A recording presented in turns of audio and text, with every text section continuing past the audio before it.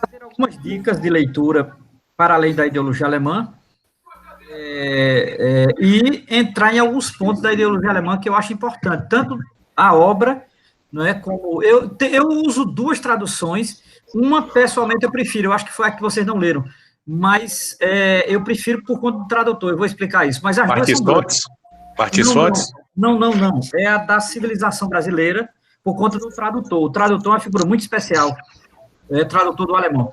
Mas a da Boitempo também é muito boa, então eu uso as duas, está aqui, eu vou falar, e falar um pouco de alguns comentários que eu separei aqui, que eu acho muito importante, sabe, assim, porque às vezes a obra, por ser uma obra incompleta, meio manuscrito, quebrada, coisa perdida, então você tem alguma dificuldade, mas de boa. Então, assim, Não, a mas... ideia seria essa. Aí eu não sei. Pronto, aí vocês leram a primeira parte, é isso, né? Estamos fechando agora a primeira parte, que é na 117 da Boitempo, né?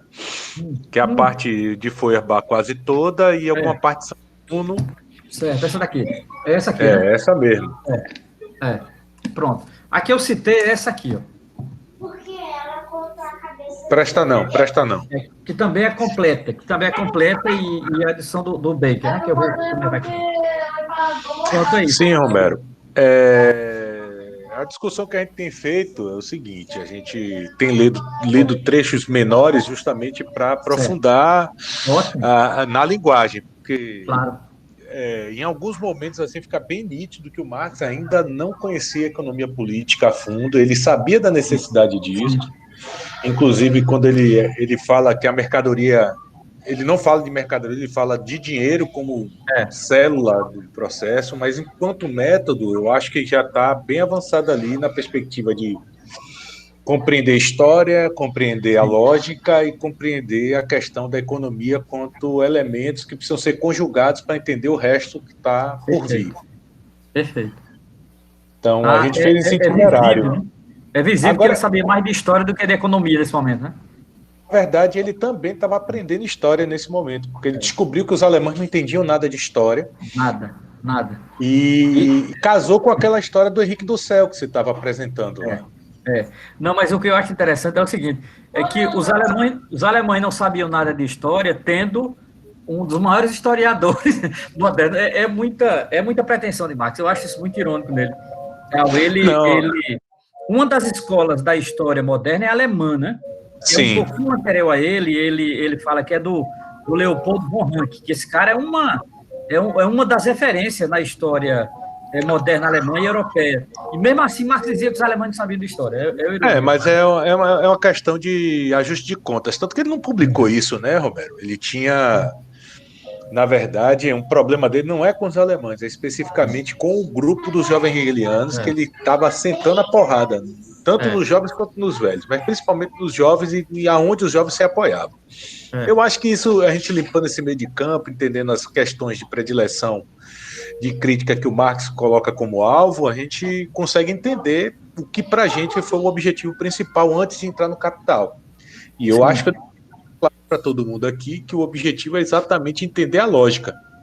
Sim.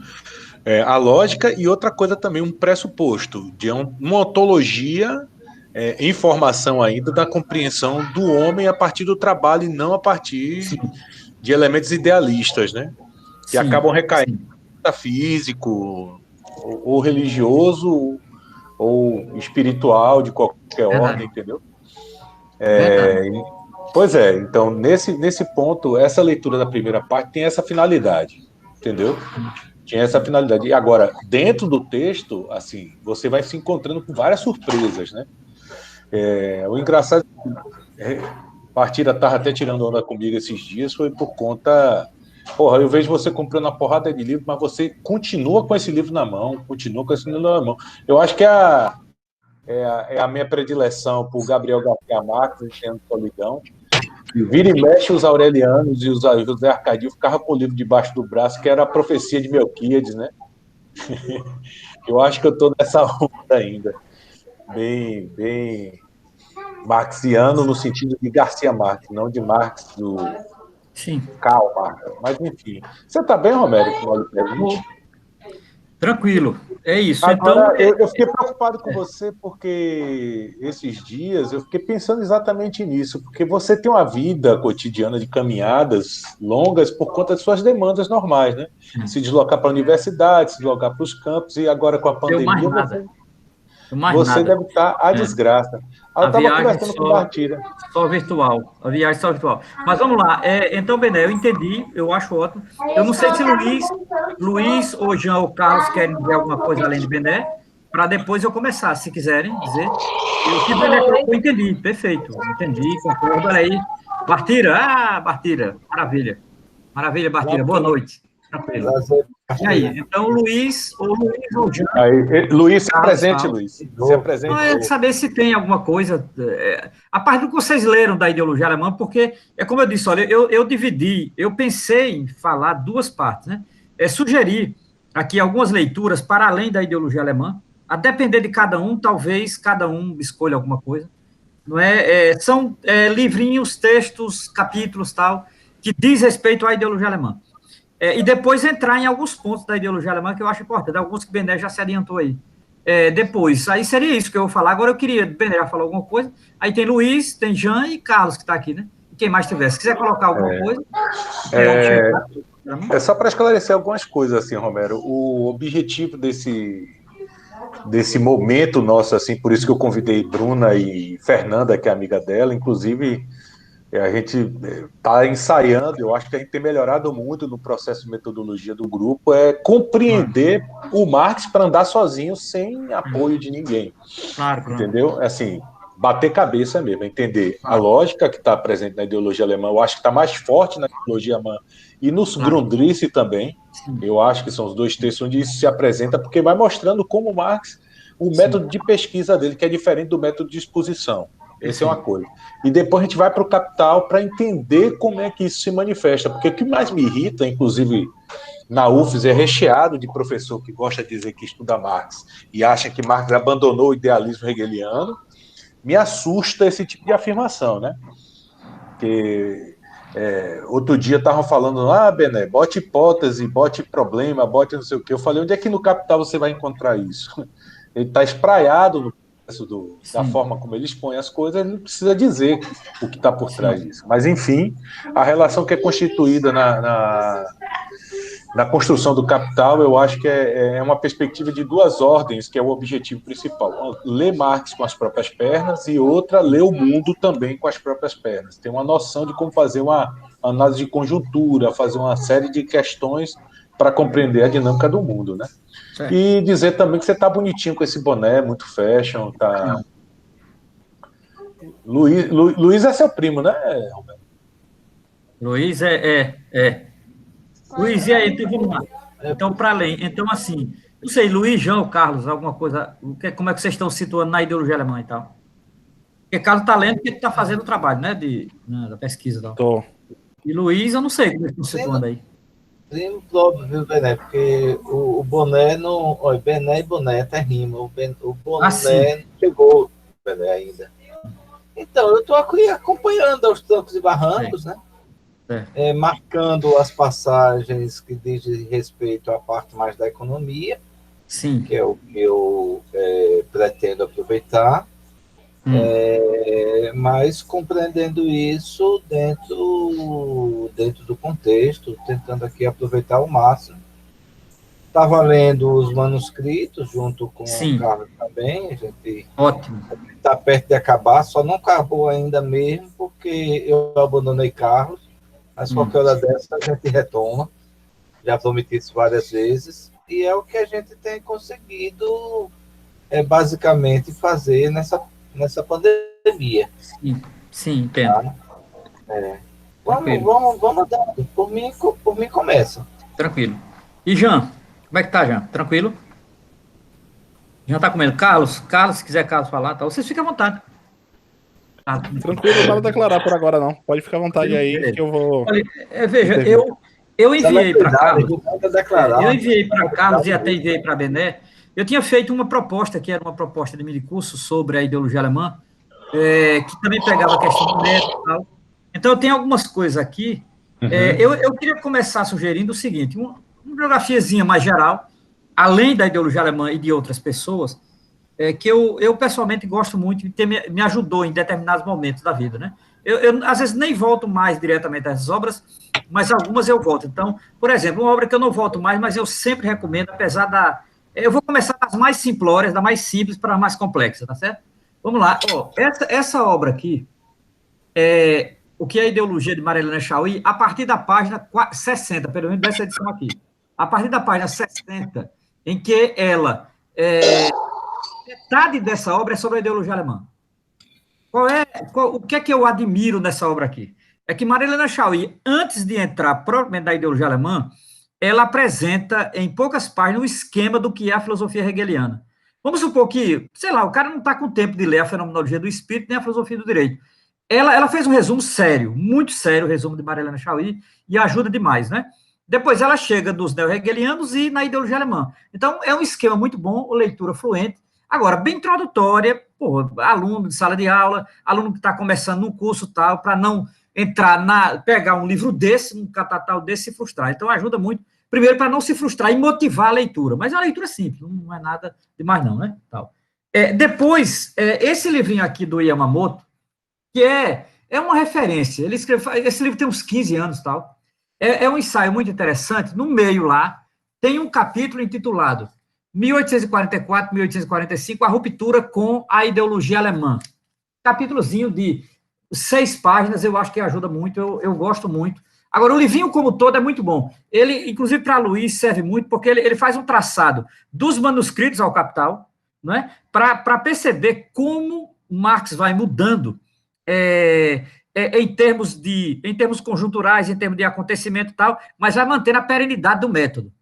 Bené colocou aí esse exemplo que tu falou da universidade, do pessoal que fala que Marx que abandona Hegel, não sei o quê. Veja, esse texto aqui é um texto, eu vou logo ser direto, anti-althusserriano. O cara não gosta de Althusser, né? Não gosta de Althusser, porque ele tem uma tese que me convence, e é o melhor do livro, é assim, ó. Marx mudou conjunturalmente, Marx mudou pela conjuntura, principalmente das mudanças do movimento operário, mas Marx não mudou metodologicamente. Então, o Marx dos manuscritos e da ideologia alemã é o Marx do Capital. Agora, certos acontecimentos, eles mudaram. Deixa eu terminar aqui. Eles mudaram certos acontecimentos, eles fizeram o Marx mudar o acento, a referência. Ele teve algumas... porque ele fez jornalismo, etc, etc. Então, eu acho que é um livrinho que ajuda muito, eu gosto muito dele. É um pouco mais complexo do que Marilena Chauí, né? Depois tem um ensaio do Mesaros, que aí começa a complexidade maior, né? Que é esse aqui.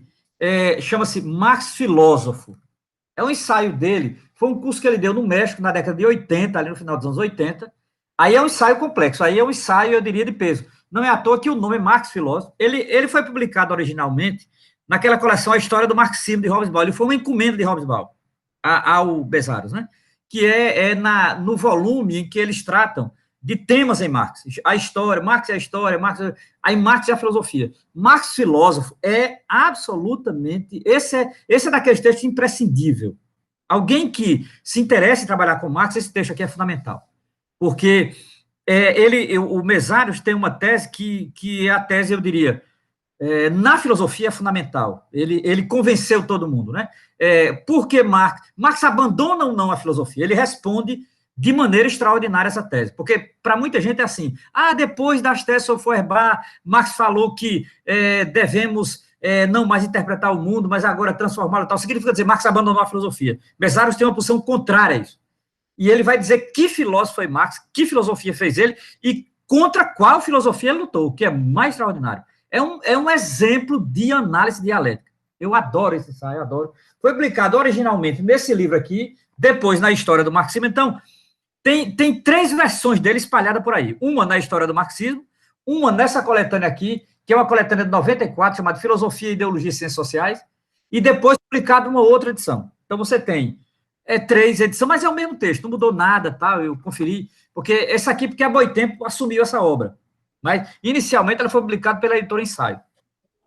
Pronto, eu acho um dos melhores. Depois tem aí sim, subindo mais a complexidade, aí é um livro que eu sempre recomendo, eu já estava falando, mandei para Luiz e para Carlos, de um crítico alemão que morou no Brasil há muito tempo, chamado Hans-Georg Fricker. Esse cara é um grande pensador, ele morou um tempo no Brasil, é casado com uma brasileira, eu acho, e ele morou no Rio Grande do Sul, né? Então ele conhece português, conhece bem alemão, ele é alemão, e escreveu esse ensaio, intitulado Marx e Hegel, o porão de uma filosofia social, que é foda, e principalmente o primeiro capítulo intitulado O Conceito e a Realidade Social, o envelhecimento de um jovem hegeliano. Muito bom esse primeiro ensaio, que ele vai dos manuscritos à ideologia alemã, né? Mas o livro todo, ele chega até os Grundrisse, como o Bené citou, para mim fundamental. Eu acho que é uma leitura que deve ser feita toda. Um grande trabalho sobre Marx. E, por fim, esse pequeno dicionário aqui, eu gosto muito de sempre ter a cabeceira da mesa. É chamado Vocabulário de Karl Marx, por Emmanuel Renault. Emmanuel Renault é um economista marxista importantíssimo, francês, aquele que trabalha com Michel Louvier, Renault e Ben Said trabalhavam juntos, né? Esse livro ele tem um verbetezinho chamado Ideologia. Muito bom também, ajuda e tal. Então, assim, são esse material que eu me posiciono aqui. E tem aquela figura que, assim, para terminar mesmo as referências, uma figura completamente pirada, mas que eu pessoalmente gosto. Eu acho que ele incita algumas questões, que é o Zizek nesse livrinho aqui. Esse livrinho aqui do Zizek, o primeiro capítulo dele, deixa eu mostrar aqui para vocês. É esse primeiro capítulo aqui, eu gosto muito. Aqui, ó. O título já devia dizer muito para a gente. Dá para ler aí, não? Dá para ler o título aí? Dá para ler, não? Não dá para ler? Harry Potter estúpido, é isso? Harry Potter. A ideologia estúpido. Então, veja, eu acho importantíssimo, é um capítulo, eu diria de provocação, porque Zizek utiliza-se de Marx, Zizek não faz um estudo exegético, né? Então não é a praia dele, mas ele como ele sabia, ele conhece, então ele se apropria, ele faz apropriações, pastiche, bricolagem, Zizek é foda, mas ele tem umas sacadas muito boas.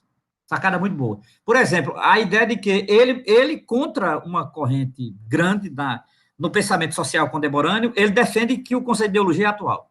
Ele mantém o conceito de ideologia. E ele diz mais, o conceito marxista de ideologia. Então, assim, e aí ele vai demonstrando, aí sim, a praia dele, vai em Lacan, vai no cinema, vai não sei o quê, vai na mercadoria, vai não sei o quê. Então, eu acho que Zizek é assim, para quem já conhece a ideologia alemã, para quem já conhece uma boa tradição marxista, é bom ler Zizek, porque não se perde, porque tem hora que, se você não leu nada de Marx, aí, de fato, não vale a pena começar por aqui. Eu não recomendaria começar por esse livro doido. Parece um livro doido. Pode ver que o título foi tirado literalmente de Marx. Ele copiou, o título, todo mundo sabe que é tirado do 18 do Mário. Então, assim, eu gosto, por final, né? Mas não é das mais obrigatórias. As anteriores, para mim, são fundamentais. Pronto, em termos de recomendação é isso. Depois eu entrarei na ideologia alemã. Mas, Beneto, tu queria dizer alguma coisa? Não sei. Não, era só alguns contornos, né? Que Luiz vai começar a entender agora que tudo é economia, das relações sociais, da forma como o homem se transforma em humano, e tudo isso é economia. Por isso ele vai grifar o livro inteiro e está anotando tudo do livro inteiro, entendeu?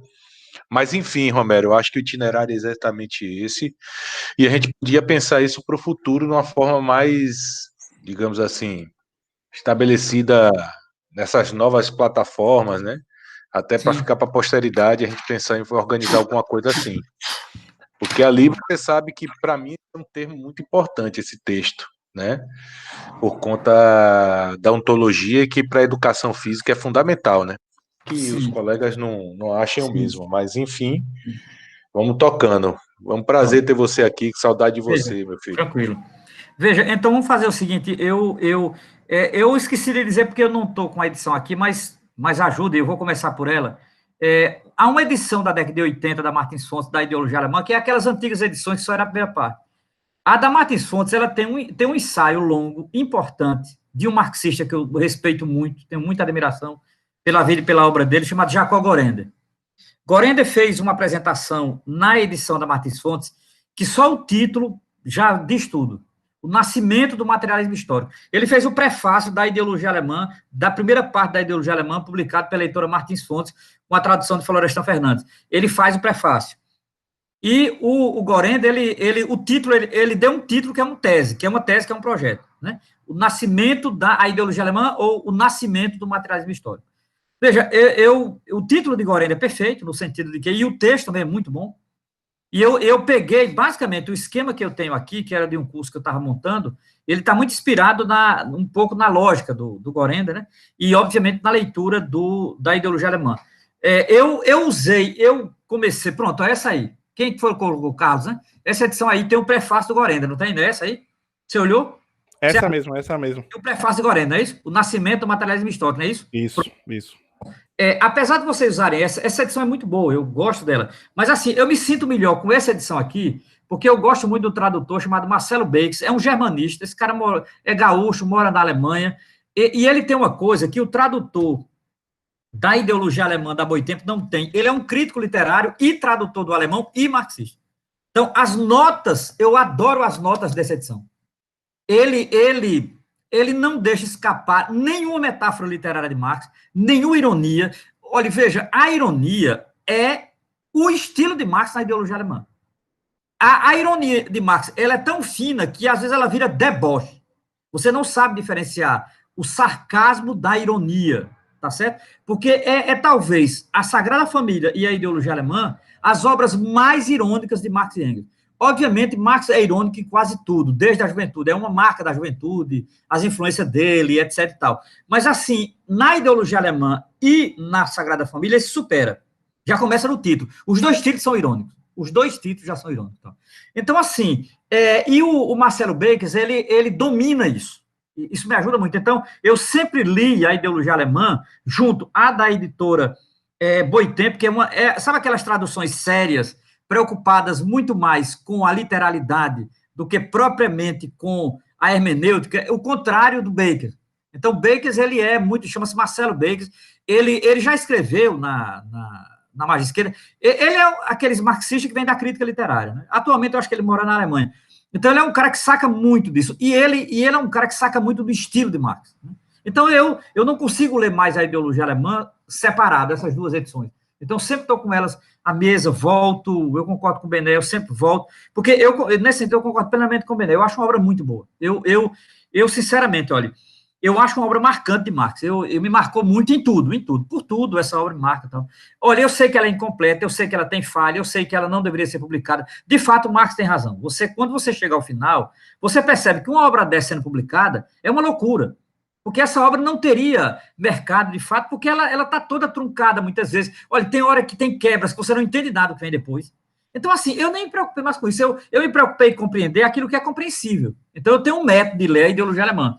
Compreender o que é compreensível. O que não é compreensível, eu pulo. Eu não vou perder meu tempo. Uma coisa que foi cortada, a página talvez sumiu. Eu não sei se aconteceu alguma coisa. Eu sei que sumiu alguma coisa aí. Principalmente a partir da segunda parte. A primeira parte, ela está muito bem antenada. A primeira parte, por isso que sempre é traduzida a primeira parte, porque a primeira parte, ela dá a entender que tem uma unidade. As outras é quebrada. Então, assim, de fato, isso aqui é aquilo que a gente chama, em literatura, de manuscrito. Pronto, é um manuscrito e tal. Então, a gente tem que ler com manuscrito. E aí eu acho que é isso que incomodou Althusser. Veja, Althusser era uma cabeça muito racional, Althusser era lógica pura. E ele, de fato, ele ficou puto com essa obra. Então, quando você pega um Capital, não dá para comparar. Então, agora, ela tem algumas coisas que eu acho importante. Então, eu me posiciono perante ela da seguinte forma: eu vou apresentar apenas um esqueminha aqui e depois a gente abre para a conversa. A primeira parte seria dos manuscritos de 44, que o Luiz citou aí, aos primeiros confrontos com a obra de Hegel. Eu acho que é um roteiro bom para chegar na ideologia alemã. Um segundo momento seria o ajuste de contas com o idealismo alemão, de Hegel e a esquerda hegeliana. E um terceiro momento seria propriamente o significado da ideologia alemã, né? Principalmente naquela categoria forte que é o materialismo histórico. Claro que tem outras coisas que aparecem aí que são fundamentais, mas eu diria que a costura mais coerente desta obra é a categoria materialismo histórico, mesmo que ela não esteja presente aí, não é uma palavra que está presente todo o tempo e tal, mas o materialismo histórico, de fato, o Gorenda tem razão, aí nasce por duas ou três frases, Marx diz uma coisa que é irreversível na obra e na história do pensamento de Marx. Tal. Tranquilo? E aí, Bené? Isso aí. Não, eu queria entender se na Sagrada Família já não se apresentavam esses elementos, já enquanto forma de tratar o conteúdo, como método de investigação. Olha, aparece, né? Inclusive a Sagrada Família tem uma coisa que não tem aqui, que eu sempre recomendo. Por isso que eu acho bom ler a ideologia alemã colado com a Sagrada Família. Quem pegou a Sagrada Família, observe que lá Marx vai fazer, a única vez que ele fará na vida dele, um pequeno histórico do materialismo francês. Ele, não é Engels, porque, veja bem, é difícil saber o que é de Engels e o que é de Marx nessa obra, né? Na Sagrada Família, que é a primeira obra que eles escrevem juntos, tal. A ideologia alemã é a segunda. E aí o seguinte, a Sagrada Família, no meio dela, não sei exatamente a página, a minha edição é a da Boitempo, tem um pequeno histórico, Marx faz uma história do materialismo francês do século XVII ao século XVIII, que é, olha, aquilo é um libelo da literatura mundial, assim. Pouca gente tinha pensado, porque a primeira vez que alguém fará uma história do materialismo será um cara, depois da morte de Marx, chamado Ferdinand Lang.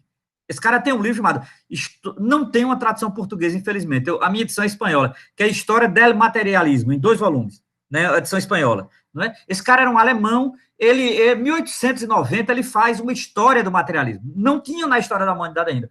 E Marx foi o primeiro a fazer, agora, de maneira compacta, na Sagrada Família. Eu gosto da Sagrada Família, porque a Sagrada Família, de fato, está colada com a ideologia alemã.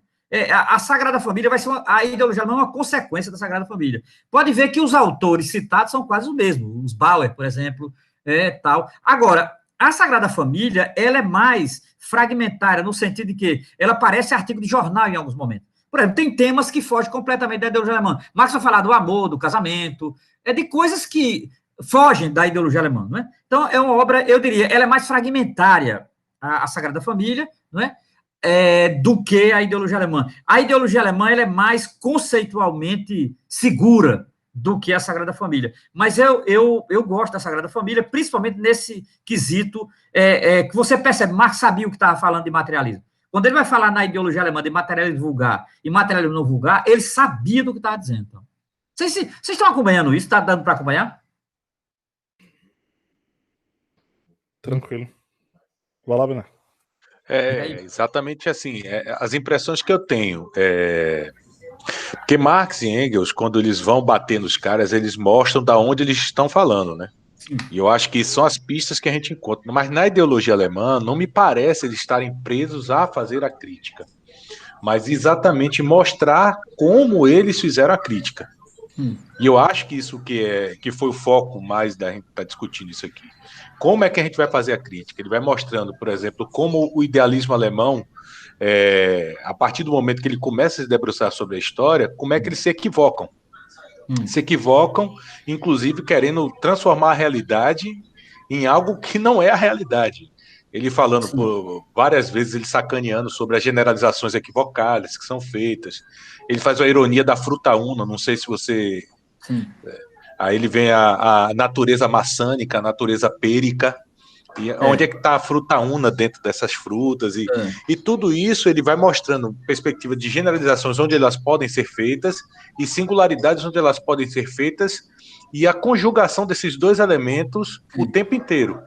Por isso é que eu acho que o grande problema do Marx, ou de qualquer um que utilize o método dele, se você se debruçar sobre fontes históricas ruins, você vai ter uma análise bem ruim. Porque eu estava recentemente, até por questão da pressão do momento, assim, me apropriando de leituras sobre críticas marxistas de não tratar a questão do racismo, né? Aí vieram falar sobre a questão das Américas, o Marx fez um bocado de bobagem, tá? Aquelas críticas que você faz, eu falei, natural, o cara não dominava a história, ele teve uma compreensão completamente equivocada sobre o bolivarianismo, teve completamente equivocado sobre o zapatismo, e inclusive também sobre a perspectiva messiânica que ele tratava também os Yankees, né? Eu não sei se vocês também estão familiarizados com isso. Marx tinha uma leitura de que o desenvolvimento econômico industrial americano ia trazer prosperidade no futuro nas Américas, né? Inclusive, ele tem uma posição que ele ficou do lado dos americanos nessas invasões de território mexicano durante olha, esse tema, Bené, é o seguinte, eu recomendo, que vai desviar um pouco o foco, ler o Kevin Jones, o Kevin Anderson. Ele dá conta de todos esses temas, todos.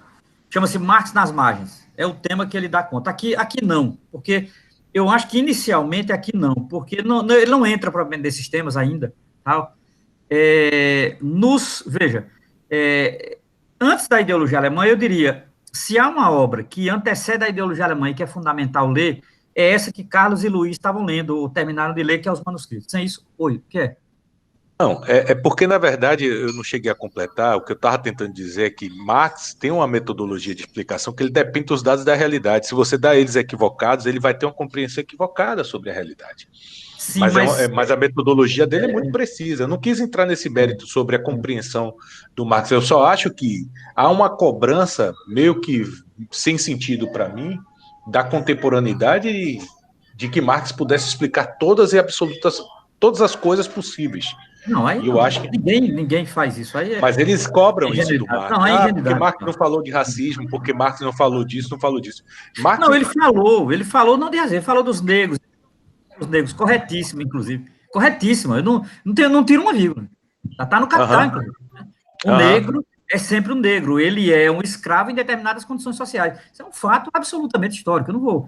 Mas o que eu estou dizendo é o seguinte, é que essas questões que podem ser agrupadas num conjunto de temas foram tratadas por um grande sociólogo americano. Eu acho fundamental esse livro, eu acho que uma das melhores traduções que a Boitempo fez nos últimos anos foi esse livro. Agora, ele desvia o foco aqui, porque o autor, ele trabalha basicamente os textos de Marx depois de 47, que chama-se Kevin Anderson, editora Boitempo, Marx nas margens. Ele vai trabalhar temas como etnia, nacionalismo, aí pega Índia, Estados Unidos, Irlanda, as funções de Marx, ele retoma os textos. É uma obra-prima. Eu acho que responde, inclusive, ao debate contemporâneo do movimento negro, esse debate sobre nacionalismo, etnias, etc. Ele responde. O problema é que muita gente não leu e de fato, principalmente esse pessoal mais do movimento negro afrocentrado, eles não leram e aí fica difícil você dialogar com alguém que não leu uma obra que não conhece, né? Tenho que dizer. Mas eu recomendo que leiam. Então, no caso aqui, eu vou me pautar o seguinte, naquilo que seria o caminho que vai dar na ideologia alemã. Né? O caminho que vai dar na ideologia alemã, ele começa em 1844 com os manuscritos. Por quê? Primeiro porque é o primeiro encontro com Engels, quando Marx descobre a economia política via Engels, ele está começando a tratar desses temas, eu acho fundamental. Por exemplo, os manuscritos têm duas coisas que são fundamentais para a ideologia alemã. A economia política, ou que ele chamava na época de economia nacional, e Hegel. Todas as traduções dos manuscritos traz um apêndice. Esse apêndice é um ensaio. Marx estava... Na verdade, não é nem ensaio, é uma espécie de anotação. Marx estava fazendo algumas anotações sobre a fenomenologia do espírito. Quando Marx escreveu os manuscritos de 44, ele estava lendo literalmente a fenomenologia do espírito. Você sabe por quê? Porque nesse pós-fácil, ele comenta, por exemplo, o duplo erro de Hegel, ele faz um pequeno fichamento da fenomenologia do espírito, ele trabalha alguns temas da fenomenologia, significa dizer, Marx já sabia da dialética, eu acho importantíssimo da dialética hegeliana. Então, os manuscritos é um começo fundamental, porque temas dos manuscritos vão estar na ideologia alemã. Eu até acrescentaria mais, a ideologia alemã resolve questões que não são resolvidas nos manuscritos. Por exemplo, Marx não tinha o domínio da palavra ideologia nos manuscritos que vai ter na ideologia alemã. Agora, nos manuscritos, Marx vai ter o domínio de uma categoria que também é importante para a ideologia alemã, que é a categoria trabalho, e, em particular, a segunda parte, que é o trabalho alienado. Então, assim, isso eu acho importantíssimo, entende? Então, significa dizer, Luiz e Carlos começaram nos manuscritos, eu acho que começaram correto, eu começaria também, não é? Tal. Então, veja, os manuscritos têm a categoria trabalho, e a categoria trabalho precisa, que é trabalho alienado, né? E veja bem, Marx dá uma precisão tamanha à categoria, aí eu concordo plenamente com Lukács, Bezares, que não precisa ir além daquilo ali. Ele precisou de tal maneira a categoria trabalho alienado, que ela vai ser importante para a vida dele toda, né? As formas, as variantes que ele dá do trabalho alienado, que vai desde a alienação do trabalho, a alienação de si, esse processo é absolutamente impressionante. E, principalmente, o deslocamento que ele faz com a categoria alienação. Ela era do direito, era desde o século XVI, a categoria alienação era do direito, alienar um bem, passar um bem para outro e tal. Marx desloca uma categoria técnica do direito e a transforma numa categoria política e econômica. Puta merda. Só esse procedimento eu acho fundamental, né, que ele faz. Então, eu gosto muito desse procedimento e acho que ajuda esse faz, né, dos manuscritos de 44, e o que é que ele faz com isso? Veja, para entender os manuscritos, ele tem um ordenamento assim, não é à toa que o apêndice é onde fica Hegel, porque ele vai do trabalho alienado e das condições materiais iniciais, como ele compreende, para Hegel, e não o contrário. Então, já estava compreendendo Hegel e os limites de Hegel. Então, assim, o tempo que estava compreendendo a obra de Hegel, ele estava percebendo que havia, não diria erro, mas, assim, furos na obra de Hegel. Digamos assim, Hegel tem um método para fazer isso. O que está equivocado em Hegel não é digamos assim, o seu desenvolvimento. O que está equivocado em Hegel é seu método. Hegel tem um método equivocado. Pronto. E isso não significa dizer que Hegel não presta, muito pelo contrário. Alguém está equivocado que não presta, não é isso que Marx faz, né? Essa leitura ele não faz, né? Mas então, fundamental, os manuscritos têm uma base, e aí eu concordo com o Mesaros, o Clax, porque eles valorizam muito essa obra, diferente dos autosserianos, que não valorizam essa obra, é uma pena, eu acho uma pena isso. Romero, eu particularmente tenho interesse em ver o processo de evolução da categoria trabalho e também da categoria alienação no pensamento de Hegel para Marx. A gente sabe linhas gerais, que é aquela questão sobre a inversão marxista e a economia política entra aí com força exatamente para entender essa relação de materialidade. Começa nos manuscritos, não tem antes. E Marx carrega Hegel até o fim da vida, tanto que ele mantém os mesmos nomes das categorias, inclusive. Agora, eu queria entender essa... Ele, inclusive, na maturidade. É isso que os autosserianos não entenderam. Marx, maduro, na introdução à crítica da economia política, ele vai dizer, vocês não tratem Hegel como um cachorro morto. Hegel não é um cachorro morto, ele diz isso velho já. Então, assim, não há dúvida, isso não há mais dúvida. É uma pena que alguém não queira perceber isso. Paciência, eu não acho uma polêmica, francamente, inútil no marxismo, mas que faça, né? Agora, eu acho importante o seguinte, entender que, olha, tanto a categoria trabalho como a categoria alienação, ela começa em Marx definitivamente nos manuscritos de 1844. E eu diria, e não é apenas um começo, ele coloca uma cunha mesmo, é ali que é o caminho. Então, assim, ele faz uma coisa que até Marx, até ele, ninguém tinha feito com a palavra alienação. Veja, até aquele momento, a palavra alienação, ela era usada tecnicamente no direito, desde, sei lá, o mundo medieval. Então, a ideia de passar um bem para outro é alienar. Inclusive, é a definição latina, se você vai na etimologia da palavra, né? Alienar, passar para outra. O que é que ele vai fazer? Esse deslocamento é fundamental. Só que Marx não faz apenas o deslocamento. Ele pega a palavra do direito e traz para o debate filosófico e econômico. Não. Ele traz para esse debate ancorado, colado com a categoria de trabalho. Então, Marx não estuda a alienação em geral, como muita gente imagina. Quem estudou a alienação em geral não entendeu Marx. Ele não usa, não existe alienação em geral em Marx. A alienação está colada ontologicamente ao trabalho. Então, isso é uma descoberta que na história da filosofia não tinha ainda. E essa descoberta, ela transforma não só o pensamento de Marx, como ela serve também como mola para criticar a história da filosofia. Agora, aí é o seguinte, se a pessoa quiser, ninguém é obrigado a fazer isso. Você pode compreender o texto e se utilizar dele como lhe aprover. Agora, dentro da história da filosofia ocidental, esse texto ele tem um elemento assim, que eu acho muito importante. Né?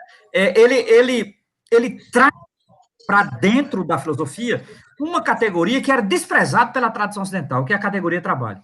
Então, assim, se você a categoria trabalho, só pegando, tipo, sei lá, dois nomes, né? Dois nomes fundamentais da cultura ocidental, Platão e Tomás de Aquino. Né? Os dois, à sua maneira, vão desvalorizar a categoria trabalho. Primeiro, separar trabalho intelectual do trabalho manual, vão valorizar o trabalho intelectual, Platão, porque o trabalho manual está ligado ao escravo, e o trabalho intelectual que leva a filosofia à sese, e Tomás de Aquino, obviamente, como ele mesmo diz, ironizando, essas mãos foram feitas para o altar. Significa dizer, padre não trabalha, que inferioriza o ser humano. Veja, o trabalho só será, veja como veja como é a história. Por isso que Marx respeita Lutero. Marx não é Lutero, mas Marx respeita Lutero. É Lutero que vai ser o primeiro a simpatizar com a categoria de trabalho. E Calvino que vai radicalizar. Só que vai radicalizar para o outro lado. Né? Bené, tranca aí, porque está um barulho danado. Fecha aí o teu. Veja. Eu tô querendo.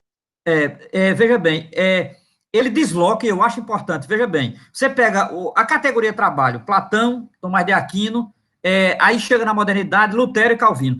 Eles vão redimensionar, porque a ideia é o trabalho dignifica o homem, o trabalho é importante, etc. Tal. Só que Marx vai perceber o seguinte, estão errados Platão, estão errados Tomás de Aquino, está errado Lutero e está errado Calvino está errado todo, porque ambos, eles ocupam extremos, sectarizam por um lado ou por outro. Marx não queria isso. Né? A sectarização com relação à categoria trabalho é assim, ou o trabalho intelectual salva, ou o trabalho manual salva. Para Marx é um equívoco. Primeiro, o trabalho não salva ninguém. Segundo, o trabalho ele deve ser entendido historicamente. Né? E entendido o seguinte, que obviamente, nem sempre existiu o trabalho como nós conhecemos. O Marx vai dizer isso várias vezes. Tal. Agora, essa categoria, ela é importante ser entendida historicamente. Quando chega nos manuscritos, para mim, Marx resolve um problema que ninguém tinha pensado, que é a categoria trabalho vinculado a esse processo que a gente chama de alienação. E o processo de alienação só ser explicado pelo trabalho. Isso é inédito na história da filosofia. Inédito. Ninguém. Agora, obviamente, é o seguinte, se alguém disser, mas, Homero, Hegel não já tinha trazido a categoria trabalho, é verdade. Só que Hegel tinha trazido, ainda de um ponto de vista idealista, mas ele tinha trazido, porque trabalho em Hegel vira movimento, isso interessa Marx. Interessa demais a Karl Marx. Então, veja, os manuscritos é uma obra importante, porque esses temas, parte deles serão resolvidos na ideologia alemã. Marx ainda não tinha a categoria ideologia, o manejo que deveria ter. Então, primeiro momento, a leitura dos manuscritos ajuda muito. O segundo momento é o que eu chamo de ajuste de contas com o idealismo alemão, que é anterior à ideologia alemã. Ele inicia nos manuscritos, quando Marx chama de o duplo erro de Hegel, pode ver, está lá no final dos manuscritos, no apêndice, o duplo erro de Hegel. Eu acho importantíssimo, esse mostra o quanto Marx dominava a fenomenologia do espírito, que para mim é o seguinte, ninguém conhece dialética sem passar pela fenomenologia do espírito.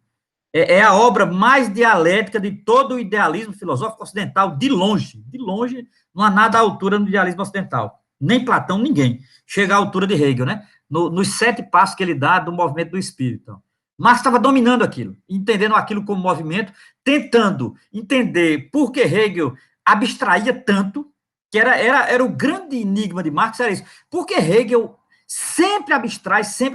Há uma obsessão pela abstração em Hegel, Marx estava querendo compreender isso, e aí que ele vai incluir o que ele chama de duplo erro de Hegel. Então, o primeiro ajuste é com Hegel, né? Depois, com o idealismo alemão como um todo, porque ele percebeu que o idealismo alemão conseguiu piorar Hegel, o idealismo pós-hegeliano, né? Porque era o seguinte, se Hegel já tinha um problema, aí você pega o problema e piora ele, você cria um problema maior. Isso é uma coisa lógica, né? A cabeça de Marx.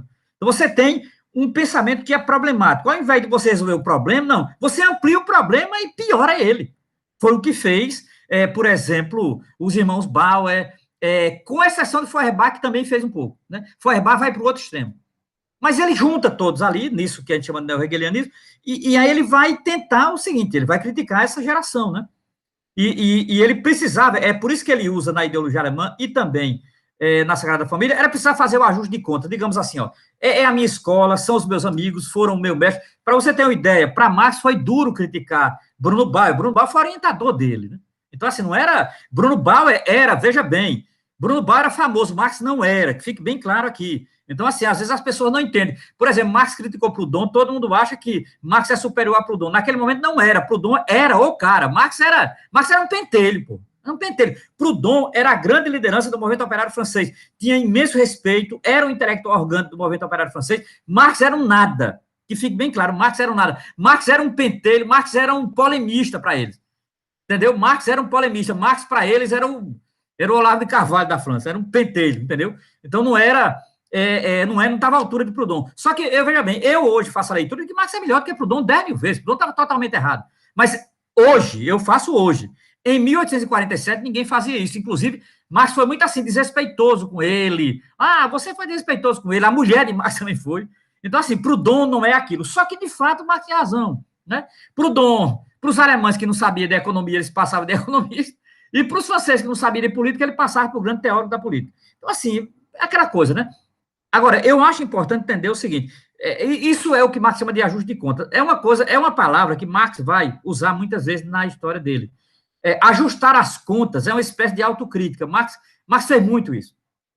Então, nesse caso aqui, o ajuste de contas chama-se com o idealismo alemão. Né? O idealismo alemão é um profundo equívoco filosófico, profundo, no seu todo, e aqui no seu todo tanto os neo-hegelianos como os anteriores a Hegel. Né? Veja, para Marx estavam equivocados Kant, Fichte, Schelling, Hegel e os neo-hegelianos. Então, assim, imagina, esse cara tinha um domínio. Primeiro, era a língua dele. Aí não é também tão problemático, porque era a língua dele. Todo mundo sabia quem era Kant, ele leu Kant na Crítica da Razão Pura. Ele leu Fichte, ele leu Schelling, ele leu, obviamente, Hegel, mais do que todos. E ele conhecia os neo-hegelianos, que era contemporâneo dele. Então, assim, agora, havia um grande equívoco nessa filosofia. Um imenso equívoco nessa filosofia. E esse imenso equívoco, ele será literalmente resolvido na ideologia alemã. Agora, eu não acho que a ideologia alemã apenas resolve o equívoco dos neo-hegelianos. Para mim, aí é uma leitura pessoal minha, a partir de Mesaros. Resolve o equívoco de toda a filosofia ocidental. Toda a filosofia ocidental. E para mim, toda filosofia que queira ser séria tem que passar pelo crivo da ideologia alemã. Porque o que Marx diz na ideologia alemã, especificamente para os alemães, nós podemos universalizar. Marx não fez, eu não vou responsabilizar Marx pelo que ele não fez, né? Marilena Chauí está correta quando ela diz, não trata a ideologia em geral em Marx, porque Marx tratou da ideologia pela primeira vez, especificamente falando dos alemães. É fato, ela tem razão.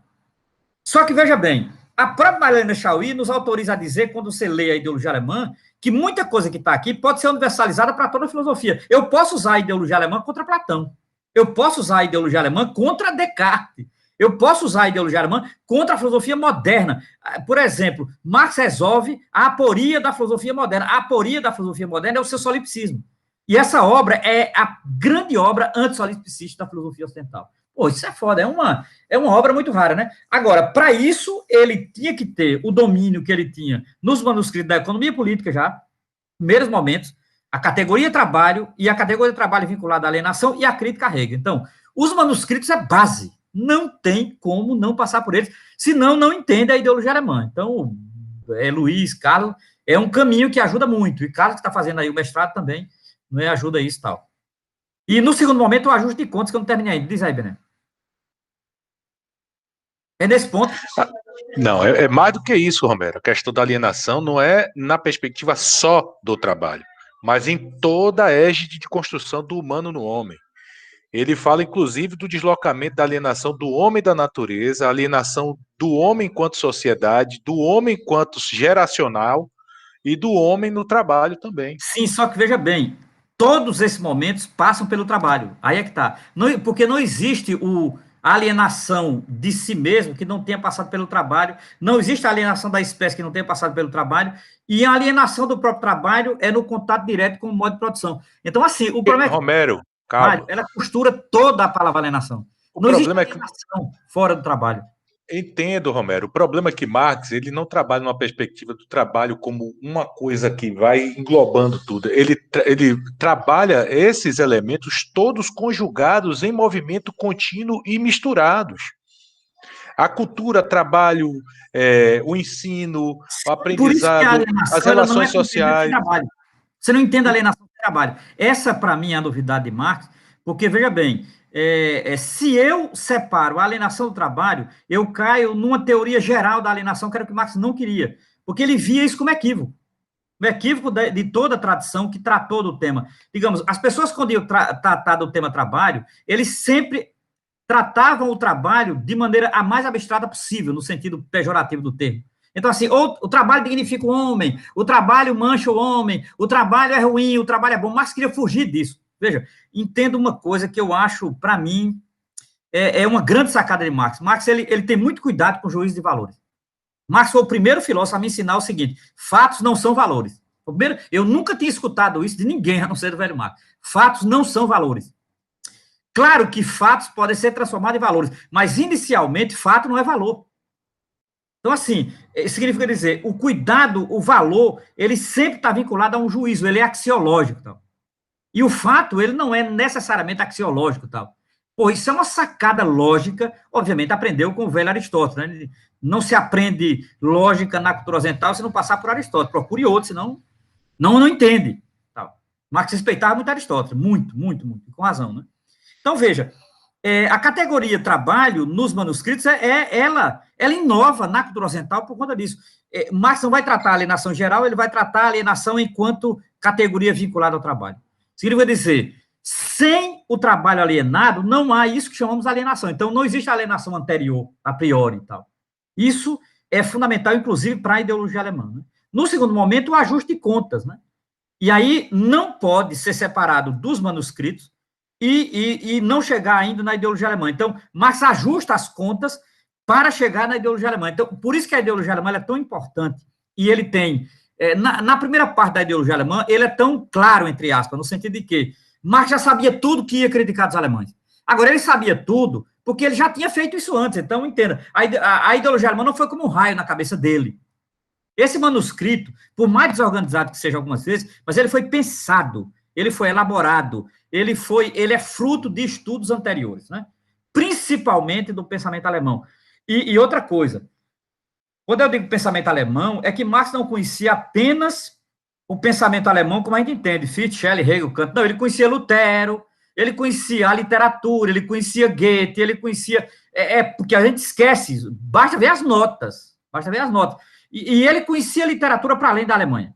Então, assim, repare que era tudo que estava à mão, ele ia juntando, não é? E argumentando, para entender que, então, quando eu falo pensamento alemão aqui, vai dos irmãos Green a Hegel, entendeu? Então, assim, Marx conhecia o seu país, e não é à toa que ele critica violentamente a Alemanha. A Alemanha é objeto de crítica da obra de Marx quase a vida toda, por conta disso. Agora, o ajuste de contas, ele é um momento importante com o idealismo alemão, ele é um marco na vida de Marx, e Engels ajuda muito. Engels não é apenas segundo violino, Engels também é alemão, mas um alemão que conhecia muito inglês, um alemão que conhecia muito cultura inglesa, mais do que a língua, ele conhecia muito inglês, né? Conhecia a língua e a cultura inglesa, e conhecer a cultura inglesa passava pelo movimento operário inglês. Então, assim, Engels foi fundamental para Marx, né?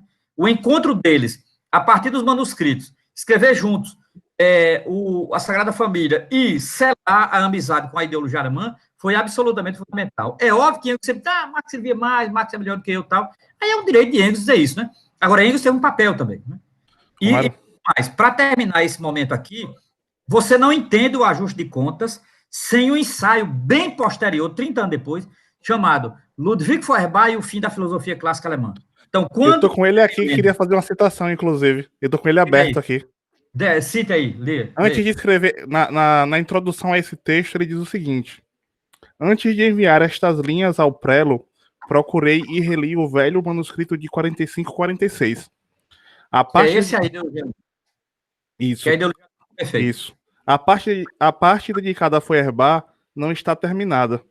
A parte elaborada integralmente compreende uma exposição da concepção materialista da história, que apenas demonstra quanto ainda eram incompletos nossos conhecimentos de história econômica. O manuscrito não continha a crítica da doutrina feuerbachiana, não servia, portanto, para o objetivo desejado. Em compensação, encontrei num velho caderno de Marx as 11 teses sobre Feuerbach, que são incluídas no apêndice. Trata-se de anotações destinadas a serem desenvolvidas mais tarde, notas redigidas às pressas, que de forma alguma se destinavam à publicação, mas cujo valor é inapreciável por constituírem o primeiro documento em que se fixou o germe genial da nova concepção do mundo. Engels, 1848, 21 de fevereiro. Olha, perfeito.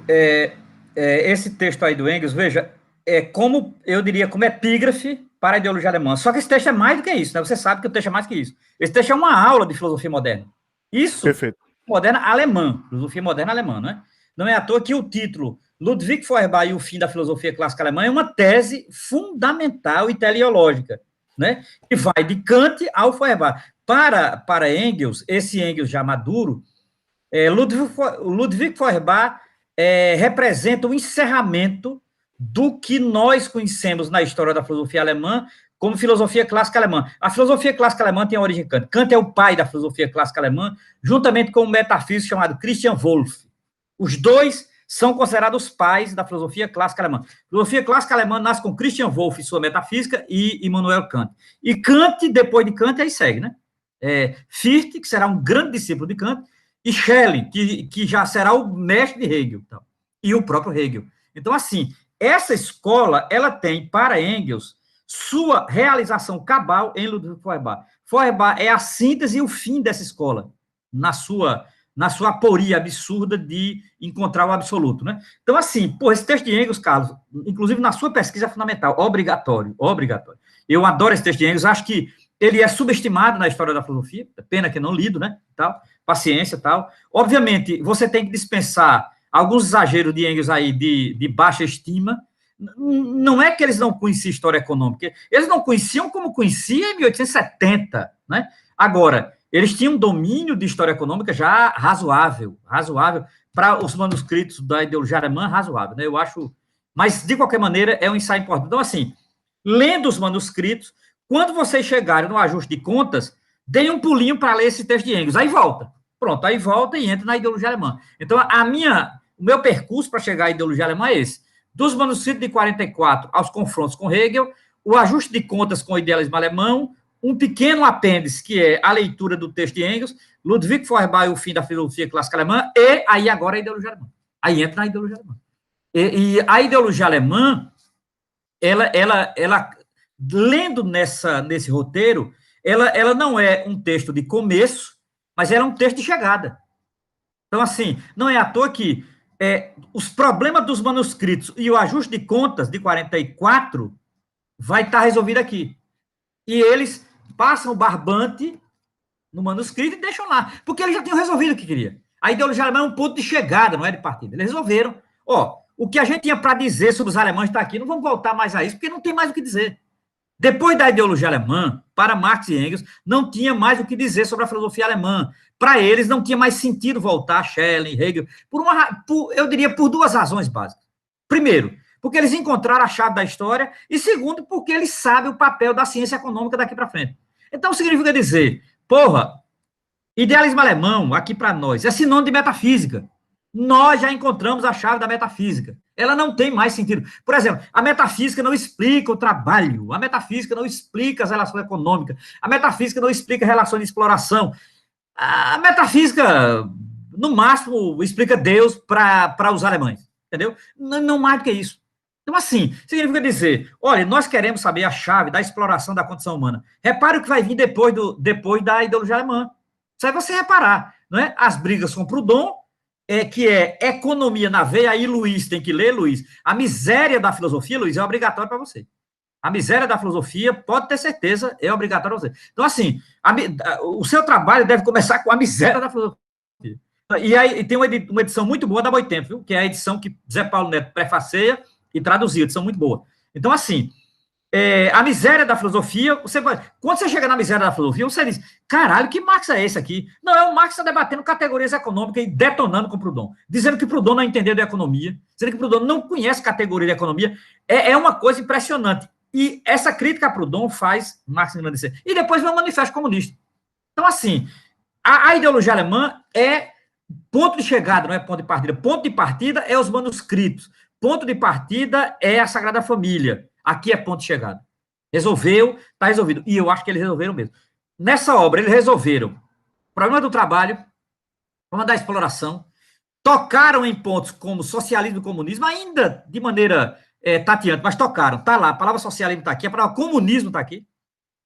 Fizeram críticas aos comunistas primários, aqueles comunistas mais utópicos, idealistas, não sei o que, tal, cristão e tudo mais. A crítica está aqui. Aqui está resolvido, digamos assim, o problema de toda a filosofia ocidental. Relação, trabalho intelectual, trabalho manual. Outra coisa, essas obsessões da filosofia que são terríveis.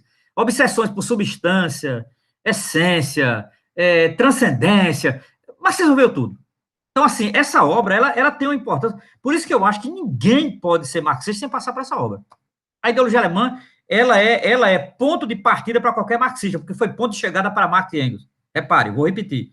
Essa obra é obrigatória para qualquer marxista, porque ela pode ser ponto de partida para o marxista, mas ela é ponto de chegada para Marx e Engels. E aí eu acho fundamental, não é, a leitura dela e ler. Eu sempre incentivo, se as pessoas querem levar Marx a sério, porque se não quiser, não vou recomendar, mas se quiser levar a sério, um estudo mais aprofundado, mais balizado, um estudo mais centrado, eu até diria, vou dizer uma coisa estranha, Marx, um estudo mais abstrato, no sentido de que, um estudo mais teórico, um pouquinho separado da militância, da conjuntura, que de vez em quando é importante, né, e tal. Assim, para você pensar com mais cuidado certas frases. Claro que tem coisa aqui que não tem explicação, nem busque não vai encontrar. Só Deus mesmo pode explicar isso aí. Agora, tem coisa, o que é explicável, se detenha, porque essa obra é um primor da filosofia ocidental. Primor. Bom, eu admiro demais e... teria mais coisa, mas inicialmente, eu fico por aqui, como introdução, né? Isso é o meu roteiro de ler a ideologia alemã como o Carlos pediu, é isso. E aquela... Pois é, Romero, eu tenho uma leitura muito próxima ao que você informou aí. Eu acho que o pessoal deve estar dando risada aí por conta dessa similitude de pensamento. E não é à toa que a gente escolheu começar por ele e não pelo Capital, que o pessoal da militância tem essa coisa, né? Quero ler o Capital, mas é exatamente entender o Capital que é complicado. Porque o problema do Marx é o seguinte, você lê, as palavras estão lá em português, beleza, mas você vai lendo, vai achando que está entendendo, mas na verdade você não está entendendo nada. Aconteceu muito isso comigo porque me faltava lógica, entendeu? E é o ajuste de contas também para compreender que Hegel não é cachorro morto, como você mesmo disse, e muito menos que isso. Hegel está presente naquilo que o Marx retoma do Hegel enquanto categoria explicativa, que é superar incorporando, né? Pronto. Mas é aí que tá. Eu acho o seguinte, Romero, mais do que isso também. A questão do trabalho não é só uma atividade simples, é uma atividade que implica em rebatimento em outras atividades que também são tão importantes quanto ela para a construção do humano no homem, entendeu? E eu acho que isso que é outra coisa fabulosa. Você construir... Como é que Marx... Ele não usa jamais termo. Trabalho é simples. Não, o trabalho em Marx nunca é simples. Isso é a novidade dele, eu acho. Sim, porque o trabalho está amarrado em várias coisas. Ele evita os extremos na definição do trabalho e ele evita principalmente as leituras idealistas do trabalho. Por isso que em Marx o trabalho é sempre complexo. E eu acho importante isso. E por que ele é complexo? Porque ele envolve uma série de fatores que, por exemplo, eu acho que muito marxista está boiando, que é a questão da subjetividade levada ao extremo ali. É exatamente, a subjetividade objetivada, entendeu? Inclusive eu estava lendo agora, para escrever um relatório de pesquisa, a questão da objetivação, né? Que eu acho que é fundamental, porque se você pegar também nessa edição da Boitempo, a abertura de emissada é fabulosa. A relação da compreensão, sujeito, objeto e atividade que está no meio. Porque o sujeito e o objeto, que é exatamente o que a gente vai sacar para a gente, que é da educação, trabalha com Vygotsky, a teoria da atividade é exatamente isso. Não é o mundo sensível, não é o homem sensível, mas a atividade que o homem exerce nesse mundo que faz ele humano. Então, trabalho é uma categoria muito especial porque não é qualquer atividade, é uma atividade que somente o homem na face da terra realiza. E por isso que tem qual é a questão que eu acho que tem de fundo aí para a gente compreender o que Marx está querendo fazer. E que Marx o tempo todo vai mostrando. A história está mostrando que a Alemanha não é nada. E os historiadores alemães têm uma mania de achar que a Alemanha é uma grande potência, uma grande... E ele brinca, inclusive, com isso. Olha, os velhos hegelianos, eles compreendem o movimento lógico de que Hegel se dispõe, mas os jovens hegelianos levam tudo para a religião. Ou seja, tem que criar para poder fazer com que a Alemanha, de fato, seja o que ele pensa que seja, né?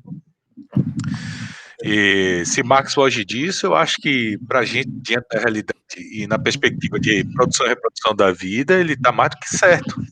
Por isso que ele vai buscar a questão da economia política de forma tão ferrenha, né? E você viu o jovem Marx, né? O filme. Porque você estava falando. Porque ele foi lá E o jovem Marx foi lá conhecer Engels já enfiado nas fábricas, nos bares. E aquilo é histórico. Eu achei engraçado, Roberto falando em 1848. É muito sério, o diretor é muito sério. O diretor é um haitiano que mora na Alemanha, conhece alemão. O diretor fez uma pesquisa. Aquele filme é um exemplo de pesquisa, inclusive. Excelente, excelente. O diretor é impressionante. Ele é um cara que sabe pesquisar. Basta ver o documentário que ele fez sobre James Baldwin. Ele sabe pesquisar, ele sabe trabalhar com fonte. É muito importante o que o diretor do Jovem Karl Marx faz. E o que ele fez com Marx, ele fez com James Baldwin, por exemplo. Que é o Seu Negro, é o filme, o documentário dele. Viu, Eu Não Sou o Seu Negro, James Baldwin e aquelas... É do mesmo diretor do Jovem Karl Marx. Não sabia não. É do mesmo diretor. Mas o Jovem Marx eu já assisti umas 50 vezes aquele filme. Fala aí, Jean Blink. Então, boa noite, Romero. Boa noite, pessoal. Boa noite, queria mais ouvir agora. Boa noite. Eu queria... Primeiro, Romero, qual é o título do livro de Mesaros que você falou? Não é o título do livro. O título do livro está aqui, mas eu queria o capítulo, que é o ensaio. O livro é este aqui. Dá para ver? O livro. Dá. Agora, o que me interessa que vocês lessem, eu queria muito que vocês lessem, nesse grupo, é esse ensaio aqui. Marx Filósofo, dá para ver aí? Marx Filósofo. Aqui na Boitempo esse livro, né? Agora, veja bem, essa edição minha, de 94, está esgotada. Nem a editora existe mais. A Boitempo reeditou esse livro. Aí tem. Mas se você não encontrar, ele está no volume 2 da História do Marxismo de Hobsbawm também. Eu quero que você leia esse ensaio, só esse ensaio. Marx Filósofo. Cara, é um dos melhores ensaios que eu já li sobre Marx na minha vida, esse ensaio de Mesaros. É isso. Entendeu aí, João? Entendi. A segunda coisa duas coisas que eu tô lendo. Eu tô lendo a lógica formal e lógica dialética, né, do Lefebvre. E aí... Lefebvre, ótimo. Se é bacana e se você indicaria para começar a entrar nesse sentido de começar a desmistificar uma chave para entender o pensamento de Marx, se é recomendado, eu deveria pular, talvez. Ele tem uma concepção de lógica formal que vem de Aristóteles, muito bom. Eu vou lhe ser sério, de qualquer coisa de Henri Lefebvre. Eu estou lendo um livro dele sobre Lênin, cara, de fato, eu estou lendo aos poucos. Eu estou impressionado, é um livro que ele escreveu em 58, sobre Lênin. Eu acho que a melhor coisa que escreveu sobre Lênin na vida é esse livro de Lefebvre, eu acho. Esse aqui? Isso aí. Cara, eu acho a melhor coisa sobre Lênin em termos teóricos no mundo. Em termos teóricos. Porque Luciano Huck escreveu sobre Lênin também um bom livro, tem uma tradição comunista que escreveu sobre Lênin, mas assim, ele foge do senso comum leniniano. Eu acho maravilhoso. Isso o Lefebvre faz. Ele foge do biografismo, ele foge do senso comum leniniano e ele foge daqueles clichês que era atribuído a Lenin até os anos 50. O grande revolucionário, o bolchevique e tal. Ele quer entender o seguinte: Lenin tem um pensamento antes de ser o coisa. Ele construiu esse pensamento dialeticamente. Porque o Lefebvre é um grande pensador da dialética. Eu admiro demais Lefebvre. E lógica formal e lógica dialética, para mim, é importante. Eu acho bom tu ler. Acho fundamental. E minha terceira pergunta é porque eu queria entrar mais abalizado dentro da filosofia do direito de Hegel, para depois ler a crítica direta à filosofia do Marx. E aí, claro que quero ler a ideologia alemã, vou voltar também no manuscritos, por isso que eu estou aqui com o pessoal, mas eu estava pensando para... Essa obra é anterior, tu sabe, década de 43. Direito, é anterior. E aí o que eu estava pensando era se para entrar em Hegel, talvez, eu deveria... Já me indicaram muito, mas mais para psicanálise, enfim, são as leituras do Kojève. Você acha que é uma boa chave de leitura para entrar no Hegel? Excelente. Leituras de Hegel de Kojève é fundamental. Agora, ele tem uma leitura de Hegel que é uma leitura muito original, vai para além de Marx. É uma leitura muito... Por exemplo, ele tem uma... O melhor trabalhou a categoria de fim da história em Hegel foi Kojève, Alexander Kojève. Agora, veja, no caso de... Por que eu pulei a crítica da filosofia do direito aqui, de Marx? Porque, entenda, eu não sei se você entendeu a lógica da minha apresentação. Olha, se você me perguntar assim, Romero, qual é o livro primeiro de Marx que você me indica para discutir filosofia política com a modernidade? Aí eu indicarei essa obra. Eu queria fazer um roteiro para vocês, um roteiro filosófico e econômico para chegar na ideologia alemã. Eu não queria entrar no Marx filósofo da política, que também tem esse que é um Marx importante. Por exemplo, se você dissesse, Romero, eu quero, sei lá, eu queria debater Marx com Maquiavel, Marx com Locke, Marx com a filosofia política moderna. Cara, eu diria, ler a crítica da filosofia do direito de Hegel. Porque essa obra, olha, o que é a ideologia alemã para resolver a chave do idealismo alemão é a crítica da filosofia do direito de Hegel para resolver a chave da filosofia política. A filosofia política moderna também foi para uma aporia, e Marx tira da aporia. Então, assim, é um outro Marx que talvez ele ainda é pouco estudado e deveria ser mais estudado, que é o Marx que trabalha especificamente filosofia política, e ele dominava, cara. Ó, eu vou te dizer aqui, ó, ele tem um texto chamado A Questão Judaica, ele tem um texto chamado A Crítica da Filosofia do Direito de Hegel, ele tem uma introdução a essa crítica, ele tem o 18 Brumário, ele tem Luta de Classe na França, Marx tem uma seleção de textos que trabalha especificamente teoria política, filosofia política, crítica da política, cara, que é um Marx, assim, é um Marx, não diria da ciência política, que é até ruim dizer isso, mas é um nicho, entendeu, em Marx? Que você interessa por ele. Por exemplo, uma pessoa do direito que quer discutir teoria política com Marx, esse é o caminho.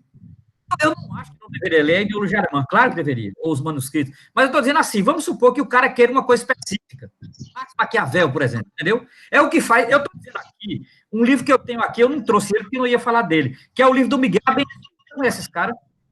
Miguel Abençu. Miguel Abençu. Esse cara tem um livro, né, que é sobre Marx e o Estado, que é um dos melhores que eu já li, Miguel Abençu, editora da UFMG. Então, assim, se você quer essa temática, que é teoria política e Estado, especificamente na obra de Marx, eu acho que o caminho seria, como ele disse, não era começar no manuscrito, a introdução, a crítica da filosofia do direito de Hegel. Porque Marx, ele tese sobre esse livro, que é assim, Hegel é a síntese de toda a filosofia política moderna, só que o seguinte,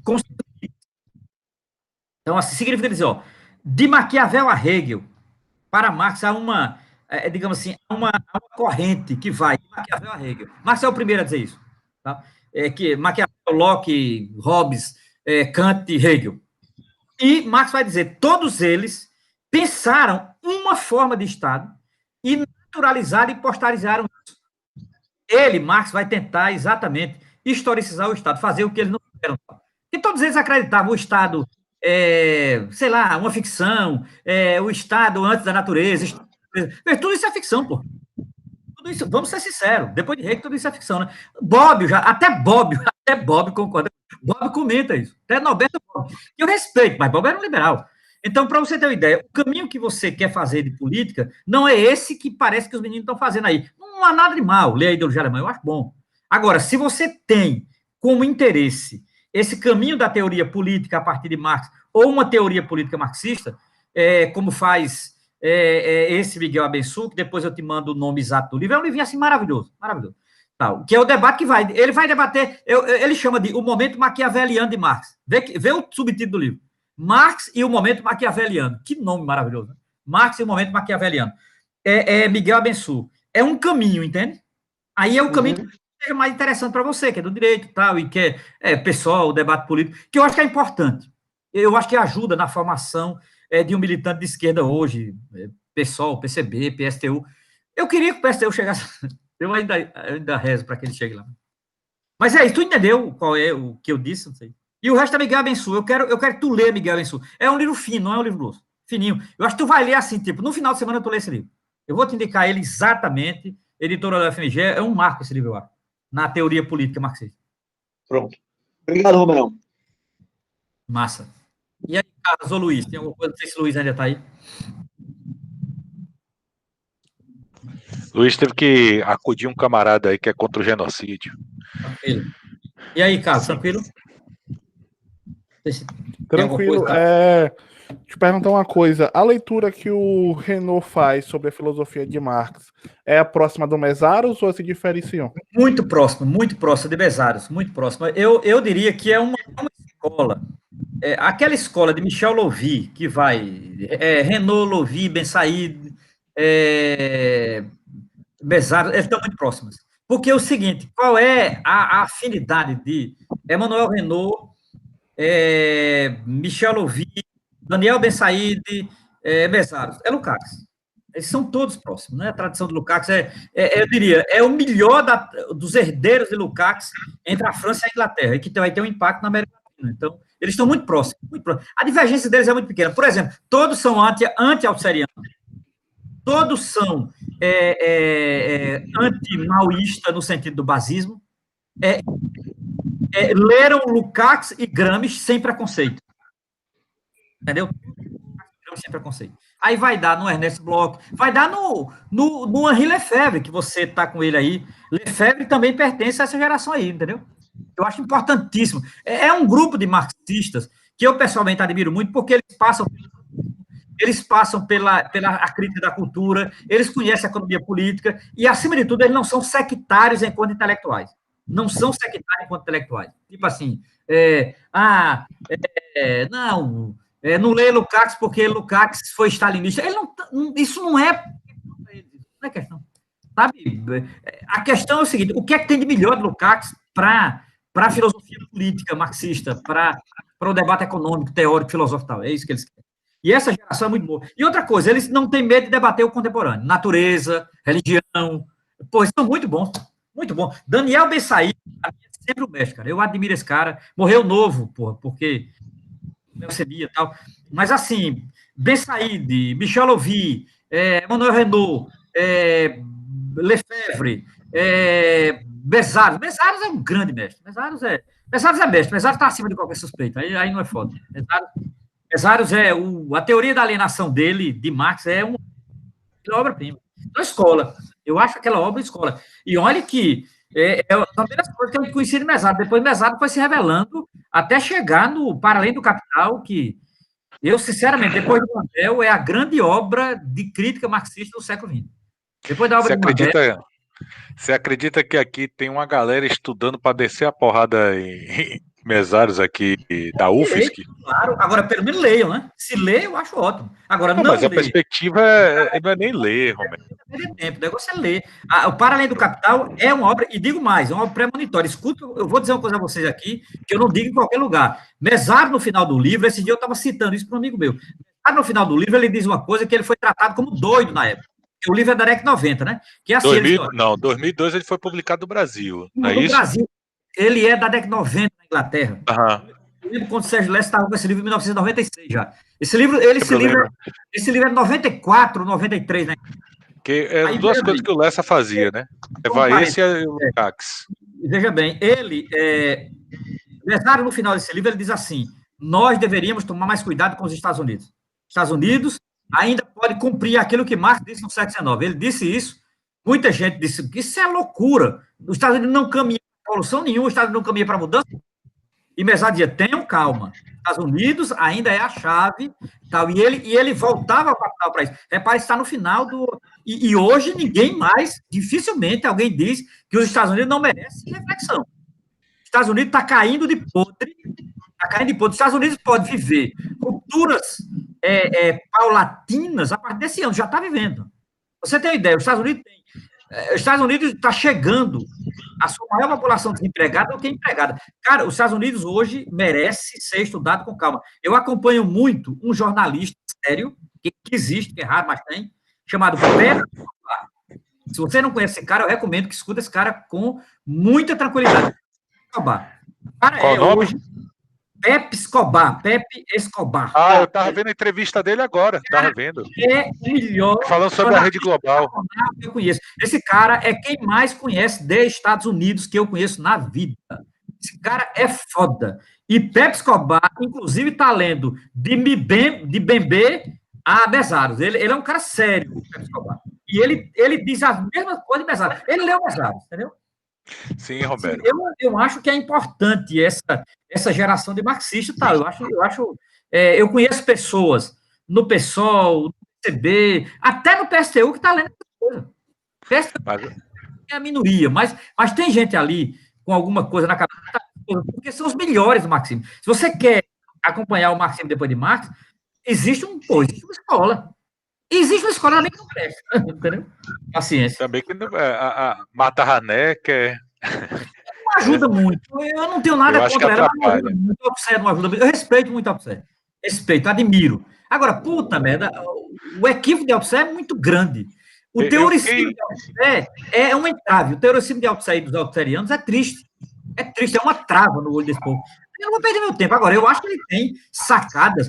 Você tem um ensaio sobre Brecht Marx, caralho, foi publicado na Crítica Marxista. Você merece respeito. Agora, eu não acho que é o melhor. Eu prefiro Lemezaro. Eu prefiro esse aí que tu tá com ele na mão, Jean. Puta merda, Henri Lefebvre, cara. Lefebvre é muito bom. Lefebvre é um cara sério. Puta que pariu. Lefebvre, tanto como introdução a Marx, como teórico. Porra, Lefebvre é foda. Lefebvre é admirável, então. Então é isso. Eu sou suspeito, porque eu trabalho, eu fico com o Mesário desde quando eu peguei a primeira edição da Boitempo, 2006, que inclusive foi a edição que foi suspensa por conta de direitos autorais. Não sei se você lembra disso, Romero. Teoria da alienação em Marx. Até hoje, tanto que... Era da edição da editora Guanabara, um problema com a editora Guanabara, que é a primeira edição, eu tenho a primeira edição da editora Guanabara, de capa amarela. Eu gosto também hora da Boitempo, mas cuidado. Mas assim, eu tenho as duas edições. Mas importante. Tem uma pasta nossa, Romero, só para você saber aqui. O grupo da gente aqui, a gente criou uma pasta virtual, uma nuvem, onde esses livros que a gente trabalha, principalmente esse da teoria da alienação em Marx, porque eu acho que é fundamental para entender os meandres que Marx também achava que não deveria perder tanto tempo, assim, explicar na questão judaica como se apresenta esses elementos, e assim como um mapa do tesouro que ele vai mostrando os lugares onde o Marx foi bebendo para poder compreender os elementos da alienação e como se apresenta. Por isso que eu estou com essa tese na boca, entendeu, Romero? Que ele falou que daquela escola de essas alienações acontecem 4 alienações simultâneas no capitalismo. Talvez nunca a gente encontrou uma situação tão adequada. Ele é um grande sistematizador. Eu acho que Zaro e Karel Kozik são os melhores daquela escola de Budapeste que trabalharam com o Lukács. Os dois são muito bons. Então fica aí. Então é isso, minha gente. Olha, é isso. Né, continuem. Eu acho tão importante vocês continuarem. Se tiver gente mais interessada, convidem para o grupo, porque eu acho que esse momento é tão bom de estudar, cara, Marx, é o momento, por incrível que pareça, o pior momento é o melhor momento, acho, da Marx. É quando ele faz mais sentido. Faz mais sentido. Eu acho que a crítica é necessária, a crítica de Marx é implacável, Marx é um cara que tem método, tem forma de exposição, porra, é erudito pra caramba, se você não entende nada de Marx, você aprende outras coisas.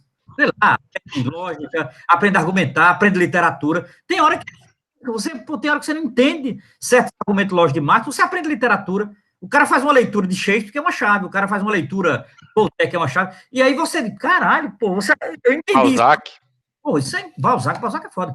Então, assim, eu vejo isso como, eu sempre acho importante ler Marx, eu fico tão triste quando eu escutei, né, esse tipo de coisa, Marx não dá conta disso, o pensamento de Marx não dá conta de questão racial, eu já não estou perdendo meu tempo com isso, você acredita nisso? Paciência, continue. Eu não acho... Silvio de Almeida. Não, Silvio de Almeida não diz isso, muito pelo contrário. Não, é o que eu estou dizendo. Ele é um cara, hoje, que está no ápice do debate e é um marxista. Ele é marxista, e bom... E autosseriano, e gosta de autosser, viu? Coisa que a gente não gosta. Ele me levou a um marxista chamado Assad Haider, que é fundamental, esse cara, muito bom. Um marxista paquistanês que mora nos Estados Unidos, que tem um livro de referência, o melhor livro sobre a sistemática, e que está incomodando o movimento negro, porque as pessoas não querem ler, paciência. Pô. A coisa está lá, o cara já problematizou isso, os limites desse problema. O problema, Romero, não é ler, na minha opinião, entendeu? É ter essa mão específica para negar algumas coisas em prol de outras coisas. Né? Sim, mas não lê. O processo. É primário, porque você não pode falar... Sim, mas vamos falar...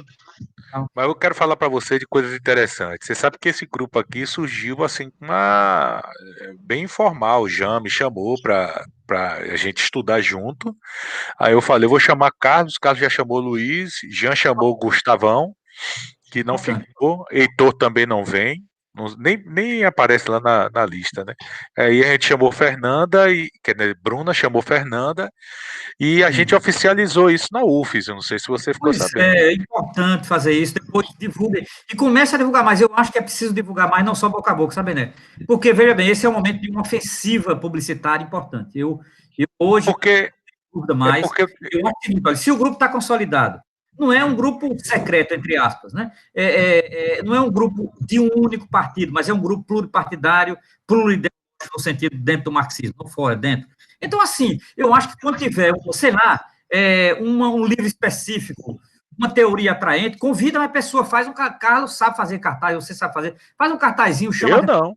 As pessoas vêm, pô. As pessoas vêm. E eu acho que é importante, entendeu? Pão com ovo? Não, PCO, Romero. Não, mas o PCO não. Nunca deixou de ser uma tendência externa do PT, pô. Esse é o problema do PT. Mais petista do que o PT, inclusive. Mas escuta. Foi expulso do PT e não saiu do PT. É um fenômeno raro na história da história. Mas você precisa ver. Mas você precisa ver dentro do antes como é que é. Eu era da direção do PT na Paraíba quando a gente expulsou a Causa Operária. A Causa Operária foi expulsa de estado por estado, né? E votei pela expulsão deles. Votei em 94 pela expulsão deles. Eu estava na Paraíba, voltei para. Pois é, mas voltando ao assunto, Romero, independente disso, assim, é um grupo bem horizontal, assim, onde a gente tem uma perspectiva de respeitar muito. Eu nunca propus ampliação do grupo, e assim, a gente vem tocando uma perspectiva mesmo de quem não leu, a gente tenta explicar, entendeu? Tenta cada um dar sua contribuição. Estou dizendo, é só uma sugestão. Que eu acho que, nesse momento, ler Marx, porque, na verdade, são poucos grupos que estão lendo Marx a sério, e eu sei que vocês estão fazendo isso, não é? São poucos. Existe existe o charme, que é, Karl Marx, tal. Posso desligar a gravação rapidinho? Eu vou desligar a gravação para a gente conversar mais à vontade. Pode. Veja, o que eu estou querendo dizer, para mim já estava desligado antes.